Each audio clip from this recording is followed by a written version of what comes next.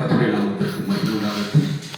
இந்த மனமகிழ்ச்சியான நாளிலும் கூட தேவ சமூகத்தில் வந்த தேவனை ஆராதிப்பதில் நாம் மகிழ்ச்சியோடு இருக்க வேண்டும். ஆலயம் என்று சொன்னாலே நமக்கு ஒரு மகிழ்ச்சி.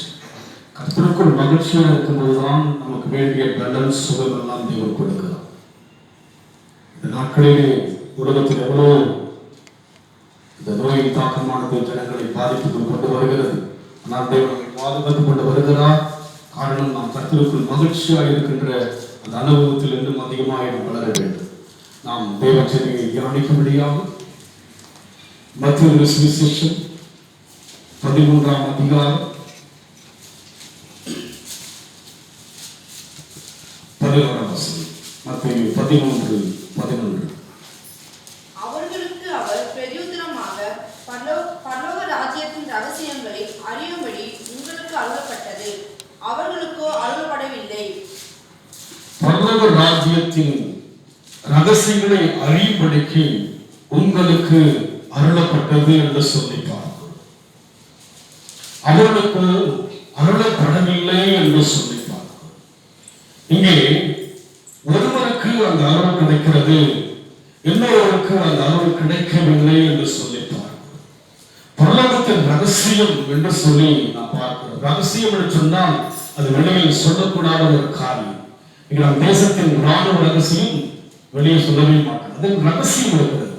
நம்முடைய தேசத்தில் ராணுவத்தில் என்னவெல்லாம் அந்த தேசத்துக்கு பாதுகாக்க முடியாத எக்யூப்மெண்ட் எல்லாம் இருக்கிறது என்பது ஒரு ரகசியம். சீக்கிரத்தை யாரும் சொல்ல மாட்டார். அதுபோல பரலோகத்தின்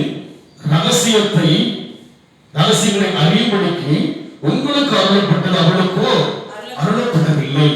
கடந்த வாரம் தியானித்த வண்ணமாக எலிசாவுடைய மனக்கண்கள் திறக்கப்பட்டிருக்கிறது. எலிசாவின் வேலைகளுடைய மனக்கண்கள் திறக்கப்படவில்லை. கழுதையுடைய கண்கள் திறக்கப்பட்டு தூதனை பார்ப்பதாக நாம் தியானித்தோம். பிள்ளையாம் திகசியாகிய பிள்ளையாமுடைய கண்கள் அந்த தூதனை பார்க்க முடியாமல் இருந்தது. தமிழின் மூலமாக குழந்தைகளாம் வாசித்தோம். இப்பிரபஞ்சத்தின் தேவனா செய்து விட்டான கண்களை, மனக்கண்களை குருடாக்கினான் என்று சொல்லி பார்க்கிறோம். மனக்கண்களிலே தேவனை உணரும்படியாக தேவன் நம்மை அழைத்திருக்கிறார். எங்கே பார்க்கிறோம்? பரலோகத்தின் ரகசியங்களை அறியும்படிக்கு உங்களுக்கு அருளப்பட்டிருக்கிறது, அவர்களுக்கோ அருளப்படவில்லை என்று சொல்லி. யாருக்கு அருளப்படவில்லையா? அங்கே நான் பார்க்கிறோம், வந்த ஜனங்கள் தான், வேறு யாரும் வெளியிருக்கிறல்ல, வந்த ஜனங்கள் தான் அங்கே வசனங்களை கேட்டுக் கொண்டிருக்கிறார்கள். கேட்ட போதிலும் கூட அவர் எப்படி பேசுகிறார்? ஓமையாக பேசிக் கொண்டிருக்கிறார், ஒரு கதையாக சொல்லிக் கொண்டிருக்கிறார். அவர்கள் அதை ஒரு கதையாக தான் எண்ணுகிறார்கள். அந்த கதையில் இருக்கிற கருத்து தெரியும். அது போல இன்றைக்கு அனைவருக்கு இந்த வேதம் ஒரு கதையாக இருக்கிறது, ஒரு கற்பனையாக இருக்கிறது. அனைவருக்கு இது ஜீவன் இருப்பதை உணர முடியாமல் இருக்கிறது. அதனால்தான் நீங்க சொல்லுகிறார், பரலோகத்தின் ரகசியம் உங்களுக்கு அறிவிக்கும்படிக்கு உங்களுக்கு அருளப்பட்டிருக்கிறது, அவர்களுக்கோ எவர்களுக்கு சத்தியத்தை கேட்டவர்கள் தான் அவர்கள். வேத ரகசியம் அவர்கள் வாழ்க்கையில் தெரியாமல் இருக்கிறது. வேதத்தினுடைய காரியம் என்று சொல்லி இன்றைக்கு வசனங்களை கேட்கிற நமக்கு தெரியாமல் இருக்குது. அர்த்தம் என்ன, இதில் இருக்கிற சாரம் என்ன, இதில் இருக்கிற ஜீவன் என்ன, இதில் சுவை என்ன என்று சொல்லி தெரியாமலே அநேகர் வாழ்ந்து கொண்டிருக்கிறோம். அதனால இங்க சொல்லுகிறார், உங்களுக்கோ பரலோகத்தின் ரகசியம் அறியும்படிக்கு அருளப்பட்டிருக்கிறது, அவர்களுக்கோ எவருக்கு சத்தியத்தை கேட்டவர்கள் தான்.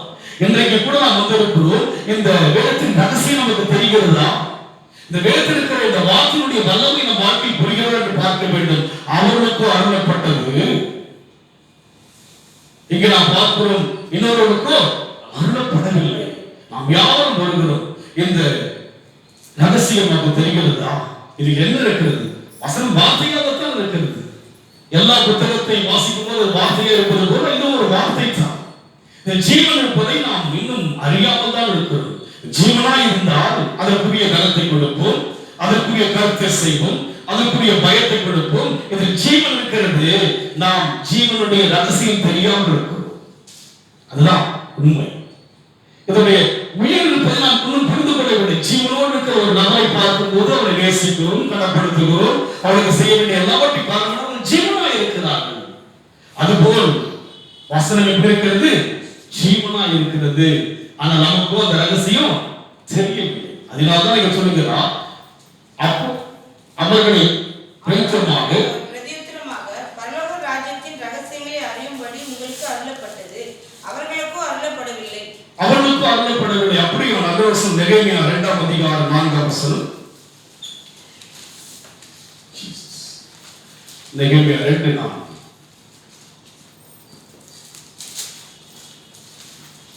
அப்பொழுது ராஜா என்னை பார்த்து, நீ கேட்கிற காரியம் என்ன என்றார். அப்பொழுது நான் பரலோகத்தின் தேவனை நோக்கி ஜெபம் பண்ணி என்று சொல்லி பார்க்கிறோம். பழைய ஏற்பாட்டில் நெகேமியா இதை நோக்கி பார்க்கிறோம், பரலோகத்தின் தேவனை நோக்கி. நம்முடைய வாழ்க்கையிலே நாம் தேவன் எங்கே இருக்கிறார் என்கிற ஒரு வெளிப்பாடு இல்லாமல் இருக்கிறோம். ஒன்று அவர் உயிராய் இருக்கிறார் என்று பாடுகிறோம், அதனுடைய வெளிப்பாடு நமக்கு தெரியவில்லை. அவர் சமூகத்துக்கு வந்து அவையா இருக்கிற வார்த்தை சொன்னாலும் கூட அது நமக்கு புரியவில்லை. பரலோகத்தின் படைப்பதும் தெரியவில்லை. ஆனால் நெகேமியா சொல்லுகிறார், பரலோகத்தின் தேவனை நோக்கி ஜெபம் பண்ணி என்று சொல்லி பார்க்கிறோம். அவனுக்குள் தன் தேவன் எங்க இருக்கிறத யோசிக்கிறான், பரலோகத்தில் இருப்பதாக யோசிக்கிறான். பரலோகத்தின் தேவனாக இருப்பதை விசுவாசிக்கிறான். இந்த பூமியில தேவனை அவன் பார்க்க முடியாதபடியினாலே அவன் எங்க இருக்கிறதா யோசிக்கிறான், பரலோகத்தில் இருப்பதாக அவன் தைரியமாக சொல்கிறான். ஜெபம் பண்ணி ராஜாவின் சமூகத்தில் வந்திருக்கிறேன் சொல்லி அவன் சொல்வதை பார்க்கிறப்போ அவனுக்கு ஒரு தெளிவு இருக்கிறது. தேவன் எங்க இருக்கிறார், பரலோகத்தில் இருக்கிறார். பரலோகத்தின் ரகசியங்களை அறியும்படிக்கு கூட தள்ளப்பட்டிருக்கிறது, அவனுக்கு அருளப்படவில்லை. இங்கே அவன் தேவன் எங்கே இருக்கிறத சொல்லுகிறான், அவனுக்கு அந்த அருள் கிடைத்தது, ரகசியம் தெரிந்தது. என் தேவன் எங்க இருக்கிறார், பரலோகத்தின் தேவன். யாருக்கு பேசிக் கொண்டிருக்கிறார், ராஜாவிடத்தில் பேசிக் கொண்டிருக்கிறார். ஒரு கணத்துக்குரிய ஒரு ராஜா, பல நாடுகளை ஆண்டு கொண்டிருக்கிற ராஜ்யம் அது. அந்த ராஜாவிடத்தை சுலபமாக பேச முடியாது. ராஜாவை வணங்க வேண்டிய ஒரு காலம் அது. ராஜாக்களை அன்றைக்கு ஜனங்கள் நமஸ்கரிக்க முடியாத ஒரு காலம் ஆண்டவர்கள். அப்படி இருந்த போது தன் தேவன் எங்கே இருக்கிறத சொல்கிறான், பரலோகத்தின் தேவனாக அவன் சொன்னதை பார்க்கிறோம். எவ்வளவு ஒரு வெளிப்பாடு. இன்றைக்கு தேவ ஜனத வாழ்க்கை வெளிப்பாடு இல்லாமல் இருக்கிறது. கிறிஸ்துவ என்று சொல்கிறது தவிர அந்த கிறிஸ்துவனுடைய அந்த காரியம் நமக்கு புரியாமல் இருக்கிறது, புரியவே இல்லை நமக்குள்ளாக. ஆனால் நெகேமியா சொல்கிறான், பரலோகத்தின் தேவனை நோக்கி ஜெபம் பண்ணி என்று சொல்லி அவர் சொல்வதை பார்க்கிறோம். அப்படி ஜெபித்து கொடுப்பார்கள். அப்பொழுது ராஜா என்னை பார்த்து, நீ கேட்கிற காரியம் என்ன என்றார். அப்பொழுது நான் பரலோகத்தின் தேவனை நோக்கி ஜெபம் பண்ணி. பாருங்கள், கேட்பதற்கு ராஜா கேட்கிற காரியத்துக்கு யாரை பார்க்கிறார், பரலோகத்தின் தேவனை ஜெபிக்கின்றார். அப்படி நாம் வாழ்க்கையிலே ஒரு முழுமையை பெற வேண்டும் என்று சொன்னால் ராஜாவின் கரத்திலிருந்து பெறுவது சுலபமான ஒரு காரியம் அல்ல. ராஜாவை வணங்க வேண்டும், ராஜாவிடத்தில் எல்லா காரியங்களையும் சொல்ல வேண்டும். ஆனால் இவன் என்ன செய்கிறான், ராஜாவிடத்தில் என்ன கேள்வி கேட்கிறான், உன் தேவைக்காக கேட்ட போது அவன் என்ன செய்கிறான், பரலோகத்தின் தேவனை ஜெபம் பண்ணி ராஜாவை பார்த்து, ராஜாவுக்கு சித்தமாக இருந்தது, அடியனுக்கு உமது சமூகத்தில் தயை கிடைத்ததனால் என் பிதாக்களின் கல்லறைகளில் இருக்கும் பட்டணத்தை கட்டும்படி யூதா தேசத்துக்கு நீர் என்னை அனுப்ப வேண்டிக் கொள்கிறேன் என்றேன். இங்கே நாம் பார்க்கிறோம், அதிலே 18 வாசிங்க. 18 தேவனுடைய கரம் என் மேல் நன்மையாக இருக்கிறது. இங்கே பார்க்கிறோம், பரலோகத்தின் தேவனுடைய கரம் நெகேமியாவுக்கு நன்மையாக இருந்தது. எதிர்விதமாக பரலோகத்தின் தேவனை நோக்கி அவன் ஜெபம் பண்ணினபடினாலே, அவன் மீது நன்மையான கரம் இருந்தபடினாலே ராஜாவின் கண்களிலே தயவு கிடைத்தது. யார் கண்களிலே, ராஜாவுடைய கண்களிலே தயவு கிடைத்தது. இன்றைக்கு நம் வாழ்க்கையில் கூட இயேசு கிறிஸ்து பூமியில் வாழும்போது கூட அவருக்கு மனித தயவு அவசியமா இருந்த போல நம் வாழ்க்கையில் கூட நம்முடைய பிரச்சனை எல்லாம் தீர்க்க முடியாத தயவுகள் கிடைக்க வேண்டும். அவன் ராஜாவின் கண்களில் தயவுக்கு காரணம் என்ன, பரலோகத்தின் தேவனை நோக்கி ஜெபித்தான். அவனுக்கு என்ன ஒரு ரகசியம் தெரியும், என் தேவன் எங்க இருக்கிறார், பரலோகத்தில் இருக்கிறார். ராஜாவுக்கு தெரியாத ரகசியம், அந்த ஜனங்களுக்கு தெரியாத ஒரு ரகசியம். ஆனால் ஆண்டவர் சொன்ன அந்த காரியம் தெரிந்த மக்கள் தான், வசனத்தை கேட்ட மக்கள் தான் அவர்கள். ஆனாலும் அவர்களுக்கு இந்த ரகசியம் அருளப்படவில்லை, உங்களுக்கோ அருளப்பட்டிருக்கிறது. ரகசியம் தெரியுமா உங்களுக்கு, வேதம் ஒரு ரகசியம். வேதத்தினுடைய காரியம் நாம் தெரிந்து கொள்ள முடியாமல் இருக்கிறோம். எடுத்து நாம் வாசிப்போம். யோவான் சுவிசேஷம் 5ஆம் அதிகாரம் 39.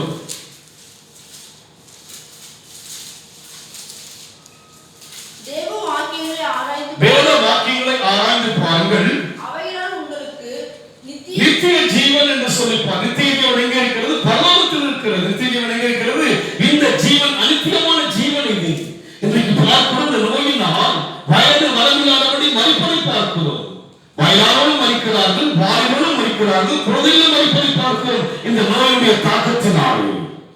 ஆனால் நித்திய ஜீவன் என்று சொன்னால் எங்கே நித்திய ஜீவனை பெற்றுக் கொள்ள முடியும்? பரலோகத்தில் தான் நித்திய ஜீவன். பூமியிலே ஒருவருக்கு நித்திய ஜீவன் 70 80 மிஞ்சினால் சந்தேகமும் தவிப்பும் தான். வேதனையான வாழ்க்கை தான், வியாதியோடு தான் வாழ்கிறார்கள். வயது ஆகாத வியாதி வருகிறது மனுஷனுக்கு. வியாதி நிமித்தமாய் வேதனை வருகிறது, வியாதி நிமித்தமாய் பயம் வருகிறது, வியாதி நிமித்தமாய் பொருளாதாரம் குறைந்து விடுகிறது, வியாதி நிமித்தமாய் துக்கம் வருகிறது, துயரம் வருகிறது. இந்த பூமியில் மனுஷனுடைய வாழ்விலே ஒரு குறிப்பிட்ட காலத்துக்கு முன்னால் வியாதி வந்து விடுகிறது.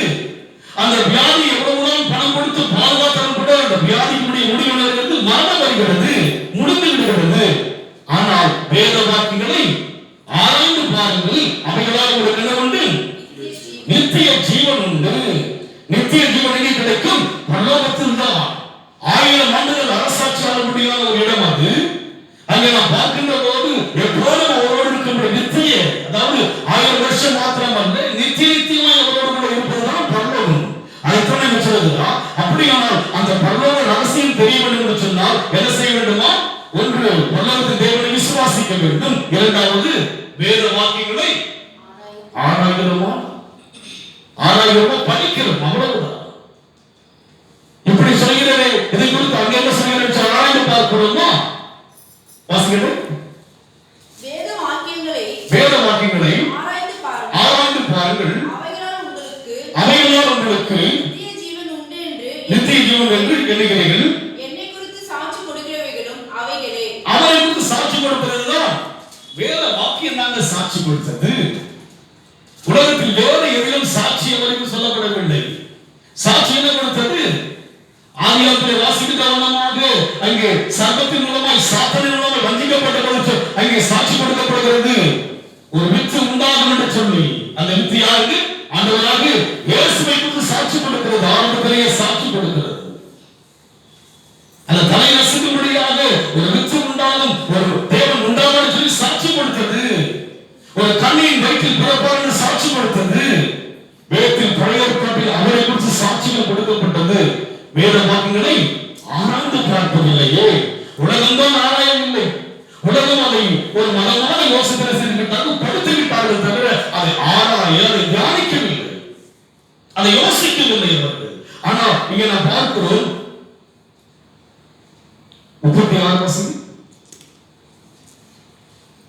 யோவானுடைய சாட்சியை பார்க்கிறோம், மேன்மையான சாட்சி எனக்கு உண்டு. அது என்ன? என்னை அனுப்பின பிதாதாமே என்னை குறித்து சாட்சி கொடுத்திருக்கிறார். நீங்கள் ஒரு காலம் அவர் சத்தத்தை கேட்டதும் இல்லை, அவர் ரூபத்தை கண்டதும் இல்லை. அவர் சத்தத்தை கேட்டதும் இல்லை, அவர் ரூபத்தை கண்டதும் இல்லை. மனுஷன் யாருன்னா பாருங்க, அவர் சத்தத்தை கேட்டதும் கிடையாது, ரூபத்தை கண்டதும் கிடையாது. மோசே சத்தத்தை கேட்டு 10 கட்டளை எழுதினார். தீர்க்கதரிசி சத்தத்தை கேட்டார்கள், ஜனங்கள் அதை சத்தத்தையும் கேட்கவில்லை, ரூபத்தையும் கண்டது கிடையாது. மோசே சொல்லுகிறார், நீ அதை பார்த்தால் சாவா என்று சொல்லி பார்க்கிறோம். அநேகர் சொல்லுகிறார், பயப்படுகிறார், தேவனை கண்டுவிட்டால் சாவா என்று சொல்லி. அவர் ரூபத்தை கண்டதும் இல்லை, அவர் சத்தத்தை ஜனங்கள் கேட்டதும் இல்லை. யார் மூலமாக தான் காண முடியும்? இயேசு கிறிஸ்து மூலமாக தான் காண முடியும். உலகத்தில் இயேசுவை பார்க்கும்போது தீர்க்கதரிசியாக எல்லா மதங்களோடு ஒப்பிட்டு பார்க்கிறார்கள், எல்லா கடவுளோடு ஒப்பிட்டு பார்க்கிறார்கள், எல்லா தெய்வத்தோடு கூட அவரை ஒப்பிட்டு பார்க்கிறார்கள். ஆனால் வேதத்தில் பார்க்கும்போது அவர்தான் பிதாவுக்கு போக வேண்டிய ஒரே வழி என்று சொல்லி சாட்சி கொடுக்கப்பட்டிருக்கிறது. வாசித்திருக்கிற நாம் அந்த சாட்சி அறிந்த போதிலும் கூட அவருக்கு செலுத்த வேண்டிய மகிமை செலுத்துகிறோமா? கனத்தை செலுத்துகிறோமா? உண்மையை ஆராதிக்கிறோமா? மனதோடு தேவ சமூகத்துக்கு வருகிறோமா என்று சொல்லி யோசித்து பார்க்க காரணம் என்ன? எனக்கு அந்த அருள் கிடைக்கவில்லை. எந்த அருள்? பரலோகத்தின் ரகசியத்தை அறியும்படியான அருள் எனக்கு கிடைக்கவில்லை என்று சொன்னால் இது ஒரு மத ரீதியாகத்தான் இருக்கிறது. எப்படி இருக்கிறது? எல்லா மதத்திலும் இருப்பது போல ஒரு மத ரீதியாக இருக்கிறது. வழிபடுகிறோம், அவ்வளவுதான். வந்து ஆராதிக்கிறோம். எப்படியாக மற்ற வழிபாடுகள் ஆராதிக்கிறார்களோ, தெய்வத்தை வணங்குகிறாரோ அதுபோல் வந்து ஆராதித்து போகிறோம். இந்த ஆராதனை என்ன இருக்கிறது? எதிர்நிமித்தமாய் ஆராதிக்கிறோம் என்கிற அர்த்தம் தெரியாமல் இருக்கிறோம். நாம் ஆராதிக்கின்ற போது உலகத்தில் யாரும் சொல்ல முடியாதபடி என் நாமத்தில் எங்கே 2 3 பேர்கள் கூடியிருப்பதினால்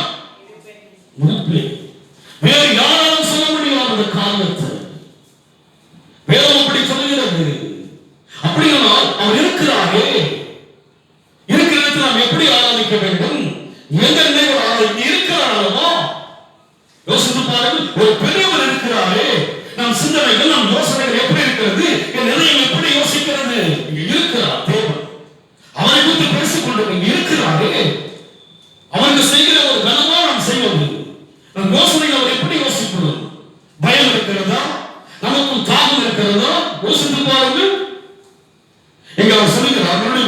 என்னை அனுப்பின பிதாதாமே என்னை குறித்து சாட்சி கொடுத்திருக்கிறார்.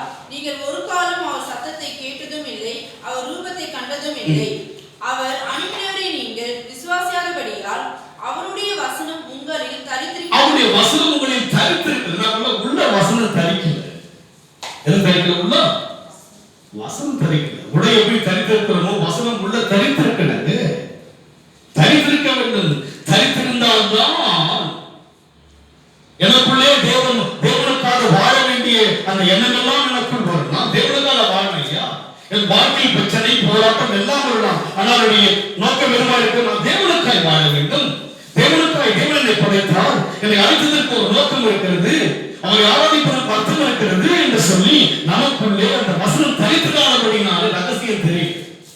பரலோகத்தினுடைய ரகசியம் அறியும்படிக்கு அவனுக்கோ அருளப்பட்டிருக்கிறது என்று சொல்லி பார்க்க வேண்டுமாக இங்கே பார்க்க ரகசியம் தெரியல. இங்க வரவும் போறோம், நம்ம சர்ச்சைக்கு வரவும் போறோம், ஒரு இடத்துல வராம போறோம், நமக்கு ஏற்றபடி எல்லாம் நடக்கிறோம். ரகசியம் தெரியாம இருக்கு. ரகசியம் தெரியல. இயேசு வருவார், அது தெரியல நமக்கு. இயேசு வரப்போகிறாரு. உலகத்தில் இந்த காரியம் ஒரு விதக்கமாக இருக்கிறது, சிரிப்பாக இருக்கிறது. வரப்போகிறார் என்று விசுவாசத்தாலும் கூட அந்த வழிக்கு நாம் ஆயத்தமாக இருக்கிறோமோ இல்லையே? இல்லை. யோசித்து பாருங்க. இங்க அவர் சொல்லுகிறார், வசனம் அவர்களுக்கு செய்வதை அவர் அனுப்பினவரை நீங்கள் விசுவாசியாதபடியினால் அவருடைய வசனம் உங்களை தரித்திருக்கிறது இல்லை. வேத வாக்கியங்களை ஆராய்ச்சி பாருங்க. அவரை யோசிங்க, அவர் சிந்திங்க, ஆராயுங்க. சும்மா படிச்சுக்கிட்டே போ. கிறிஸ்தவம் என்பதற்கு நம்முடைய வாழ்க்கையில் ஒரு மன ரீதியாக யோசிக்கிற மண். கிறிஸ்துவ மதமாக சத்தியங்களை கேட்டுக்கொண்டா பண்ணாங்க, அதை அப்படியே பண்ணாங்க, வாழ்ந்துட்டு வராங்க. அது எவ்வளவு பெரிய மாற்றங்கள். அவர் சத்தியங்கள் கேட்கும் போது செயல்பாடுகளை கொண்டு வர முடியாத சத்தியங்கள் உள்ளே இருக்கிறது. ஒரு மனிதனை மன்னிக்க 7-70 முறை மன்னிக்க வேண்டும் என்று சொல்கிறது ஒரு சத்தியம் இருக்கிறது. ஒரு கணத்தில் அறிந்தா என்ன பண்ணுவோம்? காட்ட முடியுமா? சத்தியம் எவ்வளவு இருக்குது பார்த்தீங்களா? யோசித்து பாருங்க.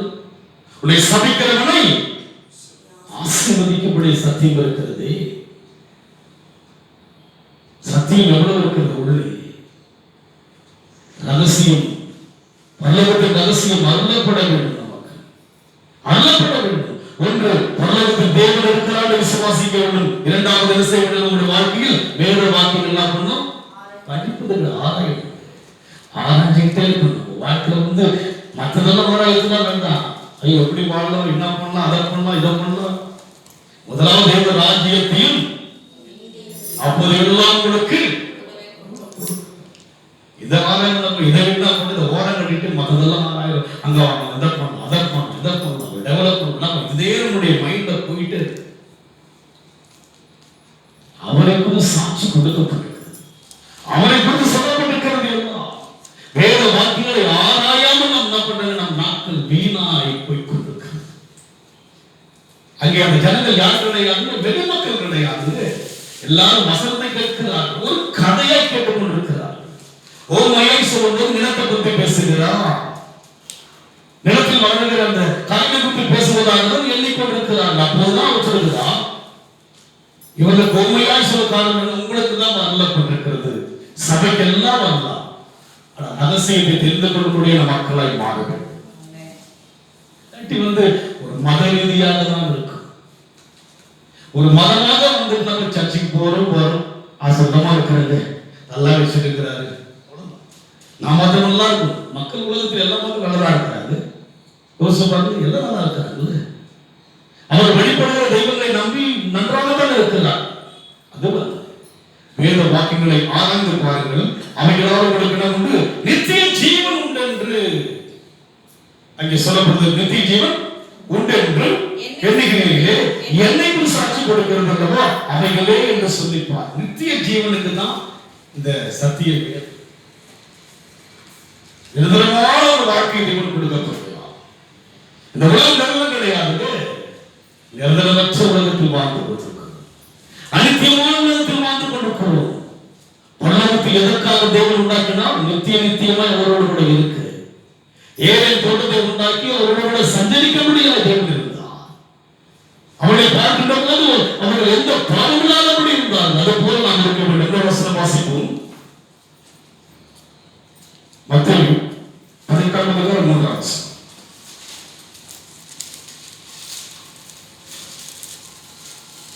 நீங்கள் மனம் திரும்பி பிள்ளைகளைப் போல் ஆகாவிட்டால் பரலோக ராஜ்யத்தில் பிரவேசிக்க மாட்டீர்கள். இங்கே பார்க்கிறோம், அந்த பரலோக ராஜ்யத்தின் ரகசியங்களை அறிய வேண்டும் என்று சொன்னால் ஒன்று தேவனை விசுவாசிக்க வேண்டும், இரண்டாவது வேத வாக்கியங்களை ஆராய்ந்து பார்க்க வேண்டும், மூன்றாவது என்ன செய்ய வேண்டும்? மனம் திரும்பி பிள்ளைகளைப் போல் ஆகாவிட்டால் எப்படி மாறமானாங்க? பிள்ளைகள் சின்ன பிள்ளைகள் சொல்ல பிள்ளைகள் ஆனது சின்ன சிறு பிள்ளைகளை போல அதிலே படிச்சு அது அடுத்த வருஷம் வேலைகளை பார்த்து சிறு பிள்ளைகளை போல மாறாவிட்டால் என்று சொல்லி பார்க்கிறோம். படிக்கிறது பரலோக ராஜ்யத்தில் பிரவேசிக்க மாட்டீர்கள் என்று மெய்யாகவே உங்களுக்கு சொல்லுகிறேன். ஆகையால் இந்த பிள்ளையைப் போல தன்னை தாழ்த்துகிறவன் எவனோ அவனே பரலோக பாருங்க. ஒன்று நாம் மனம் திரும்புகிற அனுபவம் வர்றது, மனசு கொஞ்சம் கொஞ்சமா மாறுதா இல்லைங்களா? மனம் மதம் மாற்றம் இல்லை. தேவனுடைய முதல் பிரசனம் இருக்கு, மனம் திரும்புக பரலோக ராஜ்யம் சமீபமாயிரும் சொன்னார். மனம் மாறும், மனம் மாறும். பாருங்க, அதாவது சின்ன கூட தான் ஆடுறதுல எவ்வளோ தடை பாருங்க. மைக்கு ஒரு தடை, மூஞ்ச பார்த்தீங்களா? ஏதாவது டென்ஷன் பார்த்தீங்களா? நீங்க பாடுறதா என் மனசு தெய்வத்தை பார்க்க என்ன தடை வந்தாலும் சரி என்ன பண்ண மாட்டேன். நான் திரும்பி அதை பார்த்து ரகசியம் பாரு, நான் அப்படி பாடிங்க சொல்லி நான் பாட்டு பாடிங்கன்னா நான் அவரை பார்த்துருக்கேன். அதுக்கு யாரை பார்த்து இந்த எருமாட்டு மேலே மழை பண்ணி இருக்குது அப்படி தான் இருக்குது. முன்னையாவது கொஞ்சம் பார்ப்போம், படிப்படியாக செய்யப்போதான் பார்த்துட்டு இருக்கு. போன வாரம் அப்படி தான் வெளைச்சிட்டு போகும்போது நானும் எஃப்சி தான் போயிட்டு காரில் அந்த டிரைவர் பார்த்தீங்கன்னா அவர் என்ன பேசுவார், நம்ம சைலன்ஸாக ஆகிட்டு என்ன ஆகிட்டு சைலன்ஸாக போக போக அப்படி தான் போயிட்டு மனம் திரும்பணும். அதே கோபமும் அதனால சரி அப்பா அப்படியே சைலன்ஸாக இருக்கும். நான் விட்டு என்ன பண்ணானு என்ன பண்ண மாட்டேன். என் கணக்கு என்ன பண்ண நானு நான் பாடிட்டு என்ன வாசிக்கிறீங்களோ என்ன பண்றீங்களோ ஆராதனை உட்காந்து தான் என்ன பண்ணுவீங்க, எழுந்து ஆராதனை ஒரு எண்ணம் என்ன பண்ண உங்களுக்கு நான் சொல்லணும்னு பார்த்துருக்கீங்க. நான் பார்க்கணும். நான் இந்த ஒரு மாசம் பார்த்துருக்குற வருஷம் தானே அது. யோசிச்சு பாருங்க, யாருக்காவது அந்த நானே உட்காந்துக்கிறேன் நானே வாசிக்கிறேன் மைக்கு எருமாட்டு எப்படி இருக்கு சொல்லுங்க பார்க்கலாம். கொஞ்சம் மூஞ்சி ஏதாவது மாறும் பார்த்து. ஆனால் தெரிஞ்சிச்சு அதுக்கு மனம் திரும்பினா தான். அதுக்கு சின்ன பிள்ளை போல சின்ன பிள்ளை கொண்டு விடாததுக்கு அது மாதிரி நான் பண்ணுப்பா நான் பாடுறது நான் பாடுறேன். என் ராகத்தில் பாடுறேன். என்னதுக்கு என் ராகம் யாருக்கு புரியல இருக்கிறதுக்கு நான் பாடு. அது என்னதான் எனக்கு நெருக்கா மனம் திரும்பி தான் ஆகும். பிள்ளையை போல மாறாவிட்டால் ராஜ்யத்தில் பிரவேசிக்க பரலோக ராஜ்யம் என்பது உண்டல்லவா? நெகேமியாவுக்கு அந்த ரகசியம் தெரிந்ததே. பரலோகத்தின் தேவனை நோக்கி பார்க்கிறாரே நெகேமியா.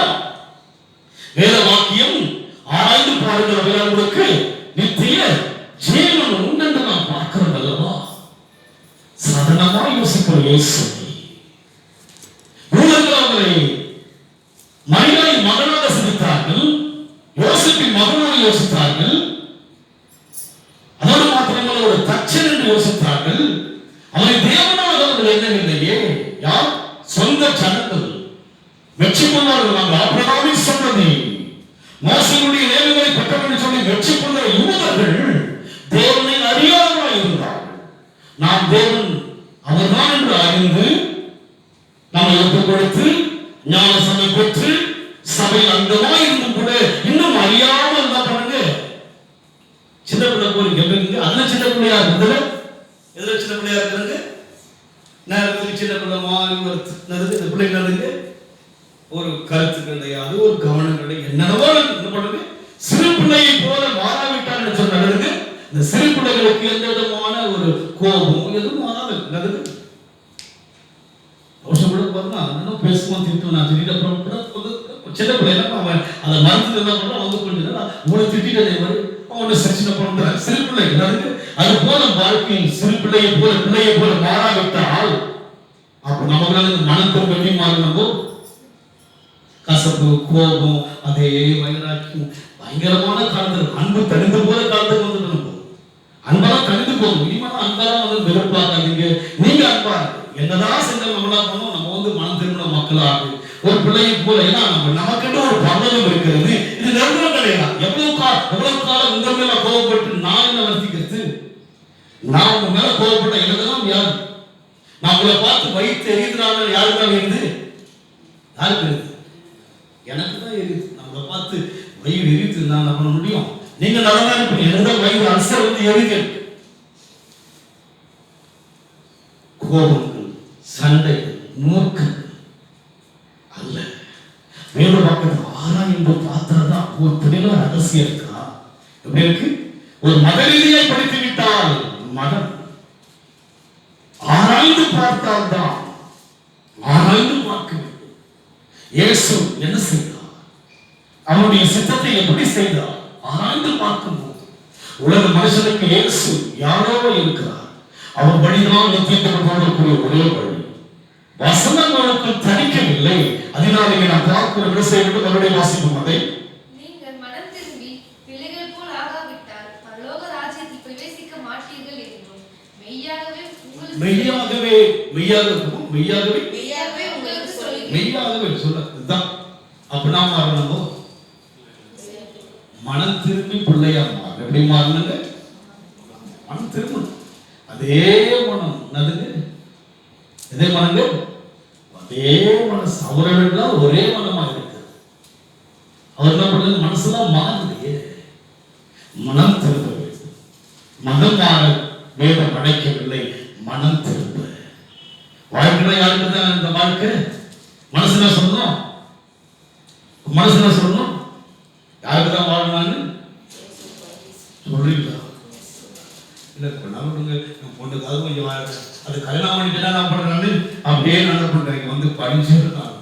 அது வந்து நான் பண்றேன். வாழ்க்கை குடும்பத்தை நடத்தணும், கடமையை செய்யணும். வேதம் சொல்கிறது, தகப்பனையும் தாயும் செய்வாயாக, கனம் பண்ணுவாயாக. எஜமானுக்கு செய்ய வேண்டிய காரியங்கள் செய்ய வேண்டும். நம்ம பெரியவர்களுக்கு கனப்படுத்த வேண்டும். எல்லாம் பொருள்கள் தேவன் கொடுத்திருக்கிறார். அதனால் நாம் அந்த பிள்ளையின் தன்மை நமக்கு வரும்போது வாசிகள், ஆகையால் இந்த பிள்ளைகள் போல் தன்னை தாழ்த்துகிறவன் எவனோ அவனே பரலோக ராஜ்யத்தில். ஆகையால் அதுதான் அது வெய்யால சொல்லணும். ஆகையால் அந்த பிள்ளைகளை தாழ்த்து, நம்மை தாழ்த்தணும். தேவ சொல்வது தாழ்த்தணும். அவனுடைய ஆராதனை தாழ்த்தி வரும். தெய்வத்தை ஆராதிப்பதற்கான ஒரு கிருபை கொடுத்தே என்று தாழ்த்தி வரும். ரோமத்தில் கிடைக்கலையா மணக்கங்கள் எல்லாம் போடாக்கப்பட்டு திறந்தங்களே என்று ஓடி தாழ்த்த வரும். தேவ சமூகத்துக்கு தேவ சமூகத்தை தாழ்த்தணும்.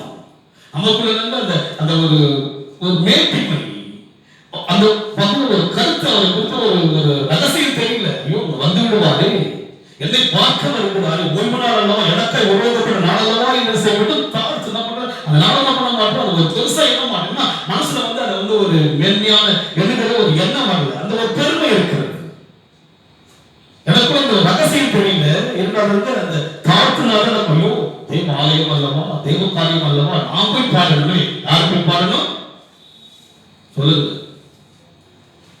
சந்தோஷமாக பாடுகிறோம். யார் பாடுற சபைகள் வந்து சபையில் வந்து துதிக்கிறீங்க. யாரும் துதிக்கணும்? சாயம் விட்டு பாடலாமே. சந்தோஷமாக பாடுகிறோம். யார் பாடணும்? பாஸ்டர் பாடுவார். யார் பாடுவாரு? நான் பாடுறது பாடினா ஆலயத்தில் வரணும். ஆலயத்தில் தானே மகிழ்ச்சி, ஆதரணையில் முதல் மகிழ்ச்சியாமே. தேவ சமூகத்தை வந்து நீங்க ருசிக்க அந்த ரகசியம் தெரியும். அப்பதான் பெரிய கூட்டம் கிடையாது. யோசிச்சு பாருங்க. தேவன் இடைப்படுகிற வார்த்தைகளை சொல்லிவார். எனக்கு மகிழ்ச்சியா இருக்கு. ஆண்டவர் இப்படி எல்லாம் பேசுகிறாரா? ஏன்னா அவருடைய வருகை, அவருடைய காரியங்கள் நடத்துவதனால நெருங்கி வரதுன்னு என்ன பண்றாரு? தேவன் ஆயத்தப்படுத்துகிறார். ஏன்னா இது அனித்தியமானது. எப்போ இயேசு வருகைக்குரிய அடையாளம் நடந்துகிட்டு, இந்த நோயுடைய தாக்கமானது இன்னும் நான் பண்ணாலும் போயிட்டு இருக்குது. இதுக்கு முடிவே கிடையாது. நம்ம கண்ணாலே நீங்க பார்க்கணும். என்ன பண்ண முடியும்? வெளில போனா மாஸ்க் இல்லாம போக முடியாது. ஆச்சுங்க. பியூட்டி பார்லர் க்ளோஸ் அதுக்கு அதை மீறி என்ன பண்றாங்க ஜனங்க? மண்டிகை என்ன பண்ணாங்க? மேல பூசிக்கல விட்டுருங்க, அதெல்லாம் விட்டுருங்க. ஆண்டவர் எவ்வளவு உணர்த்தியும் அதுக்கு மேற்கொண்டு என்ன பண்றாங்க ஜனங்க? என்ன பண்றாங்க? நடந்துட்டு இருக்கு. அதெல்லாம் விட்டுருங்க. இவையெல்லாம் அடையாளங்கள், சாட்சிகள் எல்லாம் நடந்துட்டு இருக்கும் போது நம்ம கர்த்தர் ஆயத்தப்படுத்துகிறார். நமக்கு அந்த ரகசியம் தெரியாம வருகைக்குரிய ரகசியம் தெரிஞ்சிருக்கு. இதெல்லாம் எங்க இருந்து நடக்குது?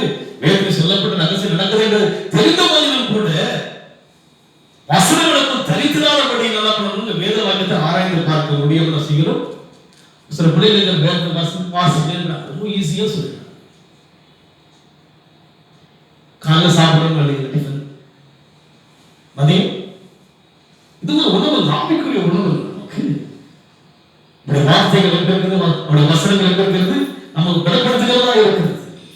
மனுஷன் அப்பத்தினால் மாத்திரம் வந்து தேவனுடைய வாழ்ந்து புறப்படுகிற ஒரு வார்த்தைகளால் பிழைப்புங்க, பலன் கிடைக்குதுங்க, ஆரோக்கியம் கிடைக்குதுங்க. ஒரு சகோதரி நல்லா ஜெபிக்கிற ஒரு சகோதரி, திடீர்னு சொல்லி பார்த்தீங்கன்னா உடல் பாதிக்கப்பட்டது, போய் டாக்டரிடம் வந்து 2 கிட்னி ஃபெயிலியர் ஆயிடுச்சு, கண்டிஷன்ஸ் அவ்வளோ பேட் இருக்கு. யாருக்கு என்ன நேரம் ஒரு ஜெபிக்கணும், எவ்வளவோ ஜனங்களுக்கு ஜெபித்தவர்கள், எவ்வளவு கட்டுகளை உணர்த்தவர்கள் போய் பார்க்கிறாங்க, அழுகுறாங்க, சிஸ்டர் கதறாங்க, ஜெபிச்சு பாஸ்டர் யாருக்கு எந்த நேரம் என்ன வரும் சொல்ல முடியும். அதனால் இன்றைக்கு நாம் என்ன செய்ய வேண்டும், மனம் திரும்பி பிள்ளையை போல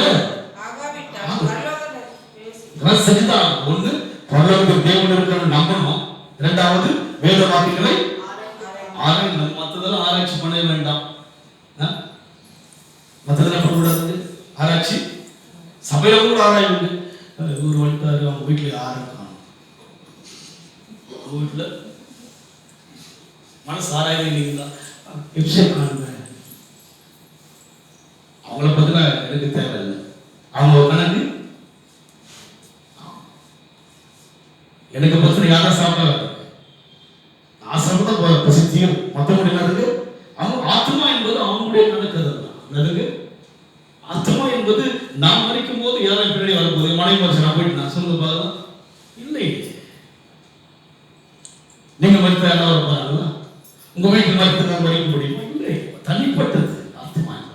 அதனால இன்றைக்கு நம்முடைய வாழ்க்கையில் மனம் திரும்பி பிள்ளையை போல ஆகாவிட்டா, அதுக்கு சொல்லிட்டாரு, அதெல்லாம் செய்யாவிட்டா என்ன பண்ண முடியாதுங்க. பரலோகத்தின் தேவன் நம்ம இங்க பாடினா இருக்க முடியும், பரலோகத்தை போதற்குரிய வழி. ஆனா பாட்டு பாருங்க, பரலோகமே என் சொந்தமே எங்கு காண்பேனும் காணாமையே போயிடும். யோசிச்சு பாருங்க, சும்மா கிடையாது, எல்லாம் பாட்டெல்லாம் பாடலாம், நல்லா பாடலாம், எல்லாம் பண்ணலாம். மனம் திரும்பி பிள்ளையை போல மாறாவிட்டால் அவ்வளவுதான், முடிச்சு போச்சு. வேத வாக்கியங்களை ஆராய விட்டால், பரலோகத்தை விசுவாசிக்க விட்டால், இங்க பிராணி இங்க போற்றி இயேசு பார்க்காமே போயிடும். வாசிப்போம். மத்தேயு 16ஆம் அதிகாரம் 19ஆம் வசனம்.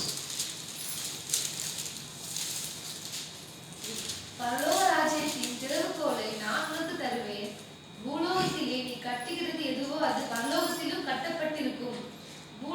பூலோகத்திலே நீ கட்டவிழ்ப்பது எதுவோ பரலோக ராஜ்யத்தின் திறவுகோலை தருவேன். பார்த்தீங்களா, என்ன பண்றாரு, கடைசி என்ன பண்றாரு, பரலோகத்துக்கு பரலோகத்தை தேவனா பண்ணாங்க. பரலோக ராஜ்யத்தின் திறவுகோலா இருக்கு. ஒரு ஸ்தாபனம் பாருங்க, எங்க கிட்ட கீ இருக்கு, பரலோகத்தின் கீ. 1 லட்சம் கொடுத்தா சாவி என்ன பண்ண, கோல்டன் கீ கொடுக்குறேன். உங்களுக்கு தெரியுமா தெரியாது, அதுக்கு 1 லட்சம் கொடுத்தா அவன் கீ கொடுக்குறாங்கன்னா நானா திறக்க முடியும். இப்படிலாம் கூட உபதேசம் நடந்துருக்கு. ஆனா போதும் சொல்லுகிறா, பரலோக ராஜ்யத்தின் திறவுகோல் நான் உனக்கு தருவேன். அதுக்கு அதாவது உறவு, அதுக்கு திறவுகோல் எதுக்கு சாவி கிடையாது. ஜெபிக்கும் போது கர்த்தர் அற்புதங்களை செய்கிறார். ஒவ்வொருவருக்கும் 15 போல மருத்துவமனைக்கு போறதுக்கு முன்னாடி ஜெபிக்கிறாங்க, கர்த்தர் சுகத்தை கொடுக்கிறார். அவங்க சொல்றாங்க, நீங்க ஜெபம் பண்ணுங்க, யாருக்கு ஜெபம் நீங்க சொல்லிட்டா, ஏன்னா பரலோகத்தின் திறவுகோல் அது ஒரு தொடர்பு. அதுக்கு அங்கே திறக்கிறது ஒரு திறவுகோல் இருக்கிறது. நாம் ஜெபிக்கும் போது திறக்கப்பட்டு நம்முடைய சத்தம் கேட்கப்பட்டு பதில் கொடுக்கிறார். ஒரு சிஸ்டருடைய மகனுக்கு டெய்லி எக்ஸாம், டெய்லி அவங்க ஃபோன் பண்ணுவாங்க, நாளைக்கு கெமிஸ்ட்ரிக்கு எனக்கு ஒன்றும் தெரியல, கெமிஸ்ட்ரி தெரியல, ஒன்றும் தெரியல, எல்லாம் சொல்லியிருக்கிறாங்க. இங்கே இருக்கலாம் எல்லாம் தெரியும், தெரியல ஒரு 20 நிமிஷமா இங்கிலீஷ்லேயே பேசியிருப்பாங்க. அவங்க பெரிய டீச்சர் வந்து பார்த்தீங்கன்னா, அவங்க வந்து 500 பிள்ளைகளுக்கு ஆன்லைனில் என்ன பண்ணுறாங்க, எக்ஸாம் நடத்திருக்கிறாங்க. அந்த டென்ஷனில் வந்து என்கிட்ட பேசுகிறாங்க. எஸ் ஓகே, நீங்கள் என்ன பண்ண 20 நிமிஷம் பேசியிருந்தாங்க. அவங்களுக்கு திறவுகோல் எனக்கு பரலோகத்தின் வெக்கி யாருக்கு கிடைக்குது, பாஸ்டர் கிடைக்குது தெரியுது. எனக்கு உறவு, தேவனுக்கும் நமக்கும் ஒரு உறவு இருக்கிறபடினாலே பரலோகத்தின் திறவுகோலை நான் உனக்கு தருவேன். பூலோகத்தில் கட்டுகிறது எதுவோ அது பரலோகத்திலே கட்டப்படும். அதுக்கு இங்க கட்டணும். சபை ஆராதிக்கிற வந்து கட்டப்படுகிறது. ஆமென் சொல்லுங்க. 10 பேரோட என்ன பண்றாங்க, ஆராதிக்கலாம் பார்க்கிற 10 பேர் வச்சு கால்ல போடுற கட்டு கட்டப்படுகிறது.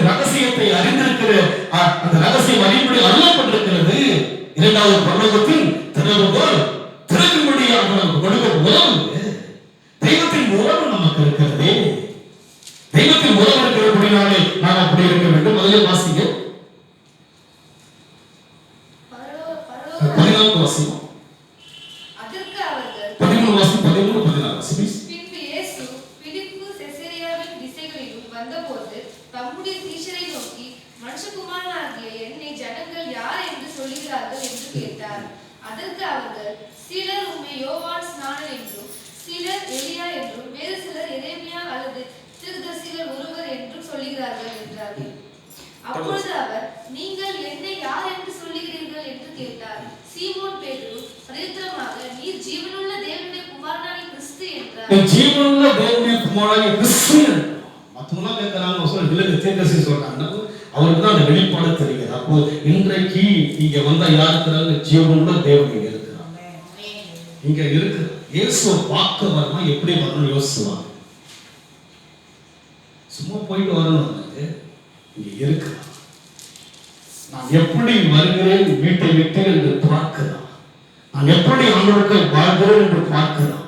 அவரை எப்படி யோசிக்கிறேன் என்று பார்க்கிறான். ஜீவனுள்ள கிறிஸ்து என்றும் தேவனுடைய குமாரன் என்று அங்கே பார்க்கிறார். அதுக்கு வாசிக்கிறோம். நீ சீமோன் பேதுரு விதமாக நீ ஜீவனுள்ள தேவனுடைய குமாரனாகிய கிறிஸ்து என்றார். ஜீவனுள்ள தேவனுடைய குமாரனாகிய கிறிஸ்து என்றார். கிளியரா சொல்லிட்டாங்க. என்ன பண்ணாங்க? மத்தவங்க என்ன பண்ணாங்க? யோவான்ன்றாங்க, எலியான்றாங்க, தீர்க்கதரிசி சொல்றாங்க. ஆனா பேதுரு சொல்லுகிறா, சொன்ன மாத்திரத்தில் தான் அவருக்கு அந்த வெளிப்பாடு என்ன பண்ணாங்க? பரலோகத்துடைய திறவுகோலை கொடுத்துட்டார். ஆமென் சொல்லுங்க. எதுக்கு ஆமென் சொன்னீங்க? காரணம் வெளிப்பாடு. இன்னைக்கு நம்ம வந்து சபைக்கு வரணும்னா ஏதோ இருக்கிறான்னு உலகத்திலிருந்து வரக்கூடிய மாதிரி என்ன செய்யறாங்க தெரியல. நான் உங்களுடைய சூழல்படி நேரத்துல நான் என்ன பண்ணிட்டேன், நம்ம ஆராதனை 6:30 மணிக்கு ஆரம்பிப்போம். அதுக்கு முறை திரும்பி கொடுக்குமா 9:30 ஒரு 10 மணிக்கு தருவீங்க நீங்க இல்லையா? உங்களுக்கு நான் 7 வந்து 8:45 சொல்லிட்டேன். வந்துட்டு ஒன்றும் பண்ணாத யோசிச்சு பாருங்க. இங்க நான் பார்க்கிறோம், இல்லை தேவன் இருக்கிறார், தேவனை பார்க்க வந்திருக்கிறோம். அவர் பேசுறவங்களும் சொல்லுங்க, பேசுறது விடுறோமா? டைம் பா 8:45 என்ன பண்ணணும்? நான் இன்னும் எடுத்துக்கிறாரு. தேவன் ஒழுங்கின் தேவன் என்ன பண்ண மாட்டாரு? கரெக்டா முடிப்பு அனுப்புவாரு. ஒரு ஒழுங்கின் தேவன். அதை மீறி போன நான் பேசுறேன், அது மீறி போனா நம்ம வாழ்க்கையில் இங்க பார்க்கிறோம் அந்த வெளிப்பாடு. சபை தேவன் இருக்கிறார், அவரை பார்க்க போற 6 நாட்கள் பாதுகாத்த தெய்வத்தை பார்க்க போற 10 மாதம் வரைக்கும் என்னை பராமரித்த தெய்வத்தை பார்க்க போகிற அந்த ஒரு உணர்வோடு வருகிறோமா? பேதுருக்குள்ளாக அந்த வெளிப்பாடு இருப்பதை பார்க்கிறோம். வெளிப்பாடு வந்த போதிலும் கூட அவனுக்குள்ள ஒரு மாற்றத்தை பார்க்கிறோம். அதே அதிகாரம் 22 வாசனை. அப்பொழுது பேதுரு அவரை தனியே அழைத்துக் கொண்டு போய், ஆண்டவரே, இது உமக்கு நேரிடக்கூடாதே, இது உமக்கு சம்பவிப்பதில்லை என்று அவரை கண்டித்து கொள்ளத் தொடங்கினான். அவரோ திரும்பி பேதுருவை பார்த்து, எனக்கு பின்னாக போ சாத்தானே. இங்க பார்க்கிறோம், மனுஷனுக்குள்ளாக பல மாற்றங்கள் வரும் என்பதை இங்க பார்க்கிறோம். திறவுகோலை திறக்கத்தக்கதான ஒரு கிருபை பெற்றவர். அவருக்குள்ள என்ன இருந்தது? சாத்தானே என்ன பண்ணாரு? அதனால் நமக்குள் மாற்றங்கள் வந்தாலும் என்ன பண்ணக்கூடாது? அதை பத்தி யோசிக்கக்கூடாது. என்ன பண்ணக்கூடாது? நம்ம தேவனை தான் பார்க்கணும். எதை பார்க்கணுங்க? திறவுகோலை பெற்றவன் அடுத்த ஒரு 2 செகண்ட் ஆயிட்டாங்க சாத்தானா மாறிட்டான். உலக ரீதியான யோசிக்கிறான். என்ன பண்ணாரு? அவரை கொலை செய்யும்படியாக அங்கே அந்த கும்பசன வாசிங்க. அது கூட இயேசு தான் எருசலேமில் போய் மூப்பராலும் பிரதான ஆசாரியராலும் வேத பாரகர்களும் பலர் பாடுபட்டு கொலையுண்டு 3ஆம் நாள் எழுந்திருக்க வேண்டும் என்று என்பதை தன்னுடைய சீஷர்களுக்கு சொல்லத் தொடங்கினார். அப்போ என்ன பண்ணாங்க? இதெல்லாம் வேண்டாம், நம்ம என்ன பண்ணுங்க, நல்லா உலக ரீதியா இருந்தா போதும், பாடு இதெல்லாம் வேண்டாம். இதெல்லாம் வேண்டாம், கேளுங்கள போது கொடுத்தா போதும், பாடெல்லாம் வேண்டாம். வருமா பொறுமா நல்லா சாப்பிடுறதுக்கு ஆதாரம், நல்லா தங்குறதுக்கு நல்ல ட்ரெஸ், இன்னும் டிசம்பர்லாம் வருவாங்க. இப்பவே நான் பிளான் பண்ணிட்டாண்டவர். என்னதான் லாக்டவுன் என்ன பண்ண மாட்டேன், இப்பயே பிளான் யோசிச்சு பாருங்க.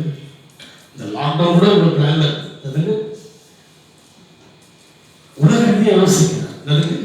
திறவுகோலை பெற்றவர் தான் உலக ரீதியாக நம் வாழ்க்கையில் உலக ரீதியான காரியங்கள் எல்லாம் வரும்.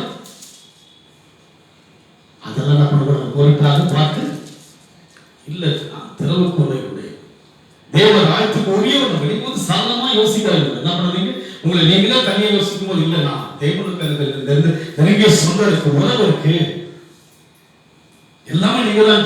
நாம் அவரை அதிகமாக சார்ந்து கொள்ள வேண்டும். இப்படி மாற்றங்கள் வரலாம்.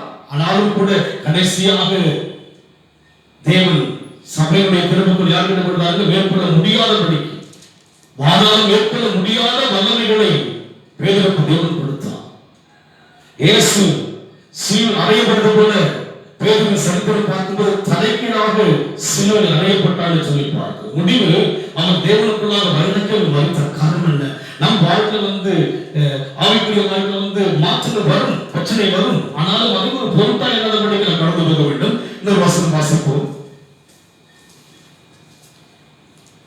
மத்தேயு சுவிசேஷம் 11ஆம் அதிகாரம் 19 வாசனம். ஒருவன் ராஜ்யத்தின் வசனத்தை கேட்டும் உணராதிருக்கும் போது பொல்லாங்கன் வந்து அவன் இருதயத்தில் விதைக்கப்பட்டதை ராஜ்யத்தின் ஒருவன் ராஜ்யத்தின் வசனத்தை கேட்டும் உணராதிருக்கும் போது ராஜ்யத்தின் பரலோக ராஜ்யத்தின் வசனத்தை கேட்டு உணராதிருக்கும் போது நம்மளா உணர்றோமா? யாரெல்லாம் உணர்றீங்க?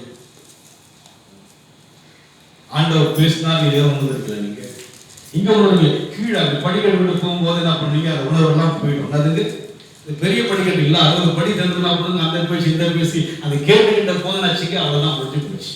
எதுல பார்த்தா ஐஸ்கிரீம் கடை தெரியும். ராஜ்யத்தின் வசனத்தை கேட்டு செய்யக்கூடியவர்கள் உணராதபடியினால் பொல்லாங்கன் யாருங்க? பிசாசு.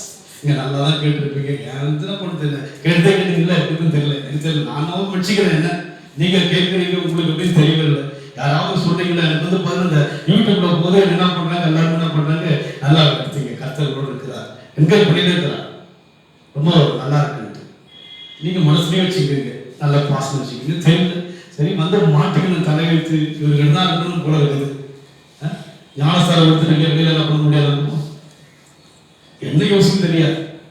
ஆனா நீங்க என்ன செய்யணும்? பொல்லாங்கன் என்ன செய்யணும்? உணராதபடியினாலே பொல்லாங்கன் வந்து அவன் இருதயத்தில் விதைக்கப்பட்டதை பறித்துக் கொண்டு விதைக்கப்பட்டது. இங்க வரீங்க, உதயத்துக்குள்ள வசனம் விதைக்கப்படுது. ஆமென் சொல்லுங்க. வசனம் விதைக்கப்படுகிறது, வேற ஒன்றும் கிடையாது. வசனம் விதை, அது உலகத்துக்குள்ள விதைக்கப்படுகிறதா? இடம் கொடுக்கிறோமா? எப்படி அந்த பூமியானது, அந்த நிலமானது அந்த விதைக்கு இடம் கொடுக்கிறதோ அது ஒரு மனசு என்ன பண்ணுங்க, நம்மளுடைய வசனம் என்ன பண்ணும்?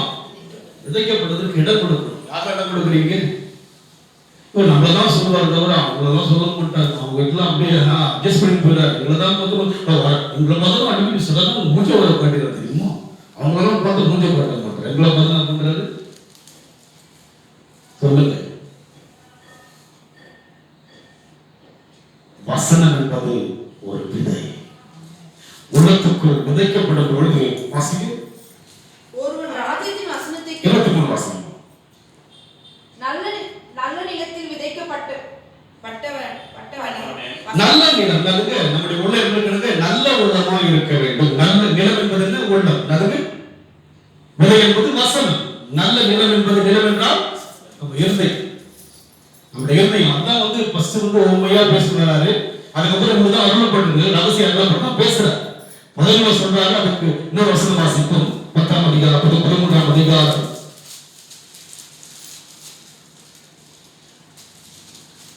வாசிங்க. கேட்கிறவன் கேட்கிறதற்கு காதுள்ளவன் கேட்கிறவன். அப்பொழுது சீஷர்கள் அவரிடத்தில் வந்து, ஏன் அவர்களோடு உவமையை பேசுகிறீர்கள் என்று கேட்டார்கள். கேட்கிறதற்கு காதுள்ளவன் கேட்க கடவன். அப்படின்னா அவங்க ஒரு கதை போல கேட்கிறாங்க, தவிர தன்னோடு பேசுகிறான்னு கேட்கல. என்ன பண்ணுங்க, நீங்க என்ன பண்ணீங்கப்போ உங்க கூட பேசுறான்னு கேட்கறீங்களா? நீங்க யாரெல்லாம் கேட்கறீங்க? இந்த பாவகிட்ட கேட்கிற மாதிரி இருக்குது. என்னதுங்க, இங்க உட்காந்து என்ன கேட்குறீங்க? என்ன யோசனை கேட்குறீங்க? என்ன யோசிக்கிறீங்க? சரி, ஒண்ணு கேட்குறீங்க. என்ன யோசிக்கிறீங்க? நான் ஒன்னும் யோசிக்கணும், சீக்கிரம் பண்ணிட்டீங்களான்னு யோசிக்கிறாரு. என்ன யோசிக்கிறீங்க நீங்க? அங்க பார்க்கிறோம் நல்ல நிலம். அதுக்கு நிலம் என்றால் நம்முடைய இருதயம், உள்ளம். அதுக்கு ஏற்றுக்கொள்கிற சபைக்கு வந்தா என் கூட பேச போறீங்கன்னு தான் நான் வரணும். என்ன பண்ணுனாலே எதுக்கு வரணும்? நான் போயிட்டு வந்துடுறேன். போறேன்னா அந்த வாரம் ஒரு மாறு இருக்கும். உனக்கு வேலை போயிட்டு வருது, நல்ல காலம் சொல்லி அதுக்கு எதுக்கு வரணும்? குறி கேட்கற மாதிரி அங்க போயிட்டு வரலன்னு அந்த வாரம்லாம் ஐயோ கையில ஒன்னும் இருக்காது, ஐயோ அடிக்கடி ஏதாவது வரும். அதெல்லாம் தலையை காட்டு வந்துடுற. தலை காட்டுவதற்காக தேவனை பார்க்க வருகிறோம். தேவன் பேசுகிற இடம் இது. நல்ல நிலத்தில் விதைக்கப்பட்டவனும் வசனத்தை கேட்கிறவனும் உணர்வுள்ளவனுமாய் அதாவது வசனத்தை கேட்கிறவன், இரண்டாவது உணர்வு. உணர்வுமாய். ஆமா, எனக்கு என்ன பேசுறீங்க, என்ன பேசுறீங்க? நான் அவர்கிட்ட பேசு, வீட்டுக்கு போயிட்டு உன்னை பத்தி தான் பேசுறாரு தெரியுமா பாஸ்ட், இன்னைக்கு உன் கதை தான் போட்டுனார். யாரை பத்தி பேசுறாரு? இல்ல, உணர்வு. என்னதான் பேசுறீங்க, என்னதான் பேசுறீங்க? இன்னும் அந்த பரலோக தேவனை அறியாம இருக்கிற என்னதான் பேசுறீங்க? இன்னும் வேறு என்ன பண்றாங்க ஆராய்ச்சி. நான் அதையும் எதையும் யோசிக்கிறவரை இதுகிட்ட போலிய அந்த கதை, இந்த கதை, அமெரிக்கா கதை ஆராய்ச்சி பார்க்கறேன். நான் எங்க இருக்கிற கிறிஸ்துவ குடம்பாக என்ன பண்ணுறது, புளியூருக்கு போறேன், காமராஜர் போறேன், புதூருக்கு போறேன், அடையாறு போறேன், எங்க போறேன் நான்? இதான் ஆராய்வு சொல்லுங்க. கூட பாருங்க, இப்ப பிரச்சனை புரியுது. எங்க வீட்டுல தான் இருக்கிறேன், அங்க போது என்ன நடக்குது, பூந்தமல்லி தங்கச்சி பூந்தமல்லி போகுது, பரமூர் போகுது, எங்க இருக்கு முகாயிரு. இதை யோசிக்கிற ஆராய வேத வாக்கியங்களை ஆராய்ந்து பாருங்க. அப்போ இந்த நிலமாய் மாறும்போது நல்ல நிலத்தில் விதைக்கப்பட்ட வசனத்தை கேட்கிறவனும் உணர்கிறவனுமாய் இருந்து 100ஆகவும் 60ஆகவும் 30ஆகவும் பலன் தருவான் என்றார். 100ஆகவும் 60ஆகவும் 30ஆகவும் மேல இருந்து வருது. 30 60 100 தானே சொல்லுவோம். 100ஆகவும் 60ஆகவும் 30. அங்க சொல்லுங்க, பரலோகத்துல தன்னை தான் தாத்துகிறவன் என்ன பண்ணுவான் பரலோகத்துல. அப்போ நான் வளர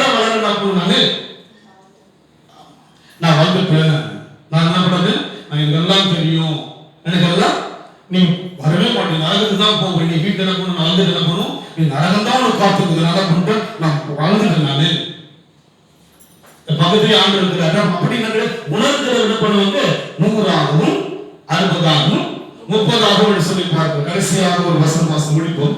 வெளிப்படுத்தின விசேஷம் 1ஆம் அதிகாரம் 9ஆம் வசனம். சீக்கிரம் வாசிக்க முடிச்சது. 10ஆம் வசனம்.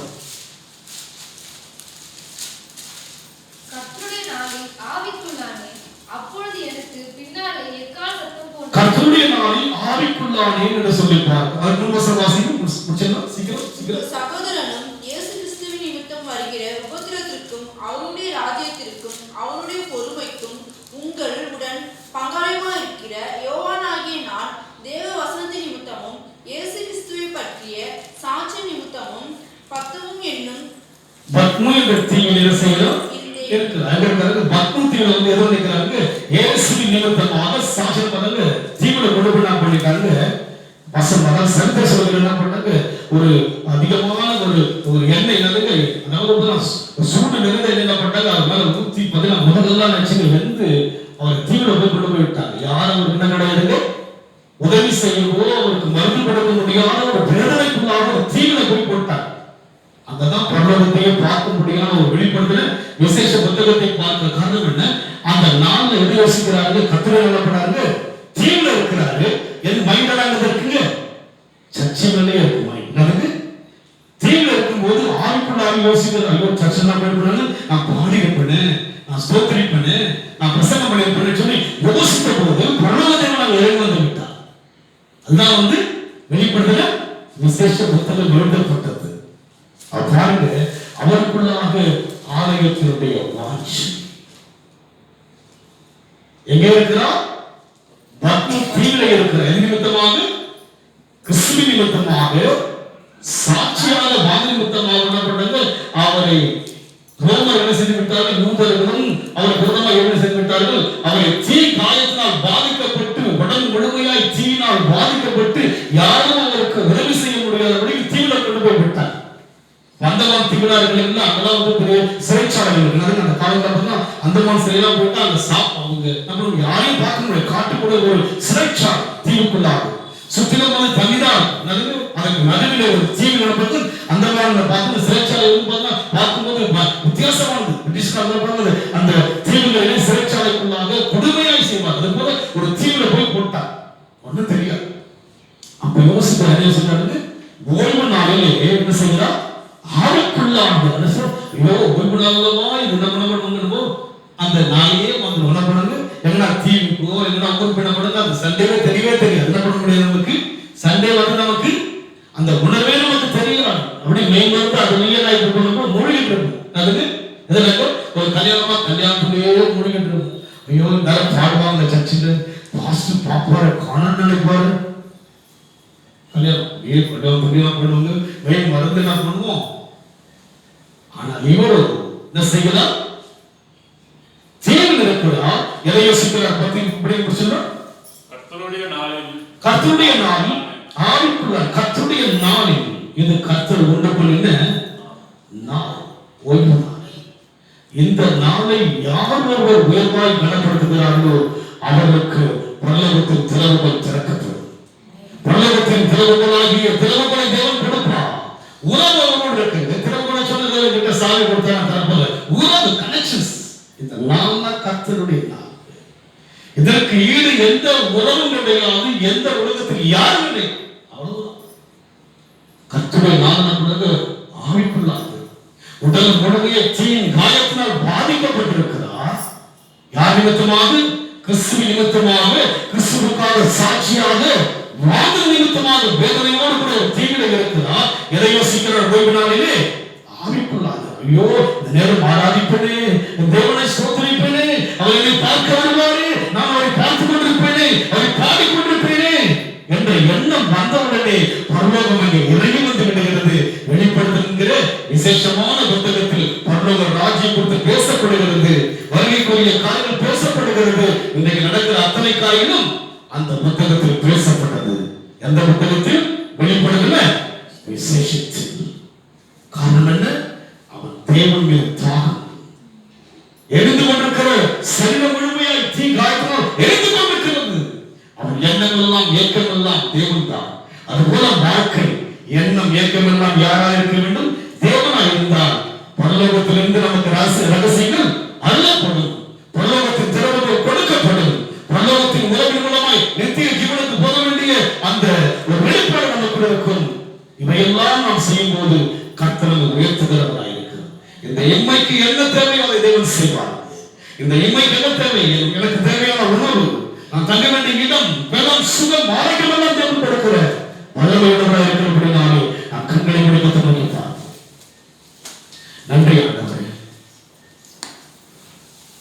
பரலோகத்தின் ரகசியம் அறியும்படிக்கு உங்களுக்கு அருளப்பட்டிருக்கிறது. அவர்களுக்கோ என்று சொல்லி வசனத்தை கேட்ட மக்கள் தான். இன்றைக்கு நாங்கள் அந்த அருளை பெற்றிருக்கிறோமா என்று சொல்லி சிந்தித்து பார்க்கிறோம். அருளை பெறுவதற்குரிய வழி முறை என்று சொல்லி நாங்கள் பார்த்தோம். பரலோகம் இருப்பதை விசுவாசிக்க வேண்டும். வேறு வசனங்களை ஆராய வேண்டும். வசனம் எனக்குள் தணிக்கப்பட வேண்டும். மனம் திரும்புகின்ற சிறுபிள்ளை போல வசனங்களை ஏற்றுக்கொண்டு சிறுபிள்ளை போல வாழ்வதற்கு நாங்கள் பிரயாசப்பட வேண்டும். ஆமாண்டவரே, ஓய்வு நாள் அது ஆவிக்குரிய தேவனோடு உறவாடுகிற நாள் என்று அந்த நாளை எதற்கும் நான் விட்டுவிடக்கூடாது.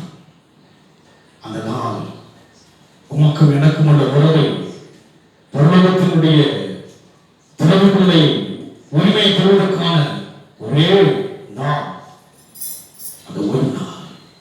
அந்த ஓய்வு நாளில் எவ்வளவு நான் நம்மோடு கூட பழகணும். அதுதான் அந்த வாழ்வெல்லாம் என்னை பலப்படுத்து நடத்துது. ஆசீர்வதிங்க இயேசுவின் நாமத்தில் பிதாவே. என் ஆத்துமாவே கர்த்தரை ஸ்தோத்திரி. முழுவதுமே நாமத்தை ஸ்தோத்திரி. என் ஆத்துமாவே கர்த்தரை ஸ்தோத்திரி. கர்த்தர் சகல காரியங்களை நான் பிரசித்தமாக